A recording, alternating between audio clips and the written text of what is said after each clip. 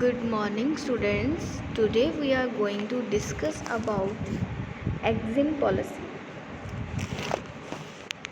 आज हम करेंगे बेटा exim policy क्या होती है इसके बारे में हम डिस्कस करेंगे. Exim means import and export policy. Exim के नाम से क्लियर हो जाता है कि EX means import and M means import. Okay ये पॉलिसी कब डेवलप हुई थी, कब एस्टेब्लिश हुई थी, इसके बारे में आज हम पढ़ेंगे थोड़ी सी history. India new foreign trade policy 2015 to 2020. India ने फॉरेन, इसका दूसरा नेम हम बोलेंगे foreign trade policy. EXIM policy दूसरे नेम से जानी जाती है फॉरेन ट्रेड पॉलिसी के according. Set of guidelines second instruction establish by DGFT. किसने एस्टेब्लिश की थी ये second guidelines foreign trade policy की? Director general of foreign trade, directorate general of foreign trade, उन्होंने एस्टेब्लिश की थी. In matter related to the import and export of goods in India. किस matter में की थी, किस मैटर के रिलेट की थी? जब हम एक कंट्री से दूसरी कंट्री गुड भिजवा सकते हैं और ले सकते हैं, चाहे वो इंडिया से फॉरेन हो, फॉरेन से इंडिया हो. Regulate by the foreign trade development second regulation act 1992. Foreign trade जब सेकेंड रेगुलेशन एक्ट कब पास हुआ था? 1992 में. EXIM policy contains various policies related to the decision taken by the government in the sphere of foreign trade. जो भी foreign trade का पूरे all over world का डिसीजन टेक आउट करता है वो कौन सी पॉलिसी करती है? EXIM policy. Export promotion mayor policies and procedures encouraging foreign trade. Okay जो भी हमने goods one country to another country भिजवानी है, इंडिया हो चाहे फॉरेन हो, तो उसमें कौन सी पॉलिसी यूज़ होती है? EXIM policy. EXIM policy basically government issue करती है. गवर्नमेंट ही रेगुलेट इंस्ट्रक्शंस बताती हैं क्या क्या इसमें गाइडलाइंस यूज़ की जाएंगी. नेक्स्ट हमारा आता है जैसे हिस्ट्री है 1962 रिव्यू कमेटी. इसने हिस्ट्री में रिव्यू कमेटी कब बनाई थी? 1962 में. और जो कॉमर्स के ऑथराइज थे वो कौन थे? Mister VP Singh. अनाउंस किया था कि इसमें एक्जिम पॉलिसी को रिकॉग्नाइज़ किया जाए initially for the period of 3 year के लिए.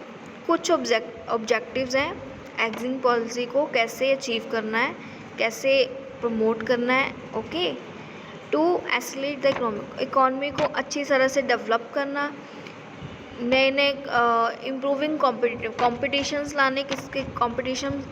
किसमें? इंडस्ट्रियल एरिया और एग्रीकल्चर एरिया में. जनरेट एम्प्लॉयमेंट को जनरेट करना, अपॉर्चुनिटीज़ के बारे में इनकरेज करना, provide quality customer product provide करने कस्टमर को गुड क्वालिटी के. इसको प्रमोट करने का क्या ऑब्जेक्टिव था एक एक्जिम पॉलिसी का. नेक्स्ट आपका आता है EXIM policy 2015 and 2020 by Mrs Nirmala Sitharaman at Vigyan Bhawan. किसने वो रिकॉग्नाइज़ की थी? कुछ इसके फैक्टर्स हैं, हाइलाइट्स हैं, गाइडलाइंस हैं जिसमें एक्जिम पॉलिसी को बनाया गया था. ओके वो आज हम डिस्कस करेंगे. Simplification merger end of reward scheme. इसमें कौन से सिंप्लीफिकेशन मर्ज रिवॉर्ड स्कीम किसने बनाई थी? मर्चेंडाइज एक्सपोर्ट इंडियन स्कीम बनाई थी. किसने? रिवार्ड स्कीम, जो मर्ज किए जाएंगे सिंप्लीफिकेशंस में एक इम्पोर्ट एंड एक्सपोर्ट्स के गुड्स एंड सर्विसेज. ऐसे ही दूसरी स्कीम थी SCIS service exporter from India scheme located in India. ये इंडिया को लोकेट के अकॉर्डिंग बनाई थी, वो एक्सपोर्ट के अकॉर्डिंग बनाई थी merchandise. Boost to make in India. Make in India जो भी बनाता है डोमेस्टिक प्रोडक्ट यूज़ होगा उसमें, उसके लिए बहुत सारे रिवार्ड्स दिए जाते हैं किसी से इंपोर्ट ना करने पड़े. कहते हैं ना खुद से ही जो चीज़ इंडिया में बनाई जाए वो ही हमारा एक रिवॉर्ड बन जाएगा, क्या, ताकि हमें कोई भी बाहर से चीज़ इंपोर्ट ना करनी पड़े। Okay, reward to items with high under merchandise India export India scheme. ठीक है, किसके अकॉर्डिंग? डोमेस्टिक एरिया के अकॉर्डिंग, डोमेस्टिक वे कंटेंट के अकॉर्डिंग, जो भी हमने अपने रिवार्ड्स को इम्प्रूव करना है उसमें कैसे इम्प्रूवमेंट लाना है, एक प्रोडक्ट को लेके खुद से बनाने शुरू करने हैं। Trade facilitations and ease of doing business. इसमें क्या होता है, जितना इजी करने की कोशिश की जाती है ना, इसमें बेसिकली देखा जाएगा online filing, time consume, paper consume, online digitalisation, e governance, जो भी आपका काम होगा उसमें उसको इजी करने का पॉइंट ऑफ व्यू देखा जाता है बेसिकली, कि कम से कम पेपर यूज़ हो, कम से कम टाइम कंज्यूम हो। वो किस में आता है? Trade facilitations and ease of doing business. Next आता है आपका facilitating encourage expose of dual concept. इसमें क्या होता है, एक स्कीम रिकॉग्नाइज की थी, ये सिविल और मिलिट्री दोनों के बीच होती है बेसिकली। ड्यूअल मीन्स सिविल और मिलिट्री। ठीक है, इसमें क्या होता है बेसिकली इनकरेज किया जाता है किसके अकॉर्डिंग? सिविल और मिलिट्री के अकॉर्डिंग। दूसरा इसमें आता है, जैसे एक स्कीम है SCOMT, special chemical organisation material development and techniques. किसके बारे में? स्पेशल कोई चीज़ ऑर्गेनाइजेशन की, केमिकल मटेरियल इक्विपमेंट के बारे में एक्सपोर्ट इनकरेज होना, फैसिलिटेट होना, उसके बारे में किया जाता है। नेक्स्ट हमारा आता है facilitating encouraging export of defence export. इसमें defensive military store, aerospace and nuclear energy के बारे में डिस्कस किया जाता है कि उसमें इनकरेज कैसे होना, एक्सपोर्ट वे में। Okay, then duty exemption, India import कर रहा है कि एग्जम्पशन दी जाती है कि आप कितने इसमें क्या कहते हैं ना, एग्जम्पशन मीन्स कहते हैं जैसे हम मान के चलो कि कितने कितने बंदों को रखना है, एग्जम्प्ट करना है।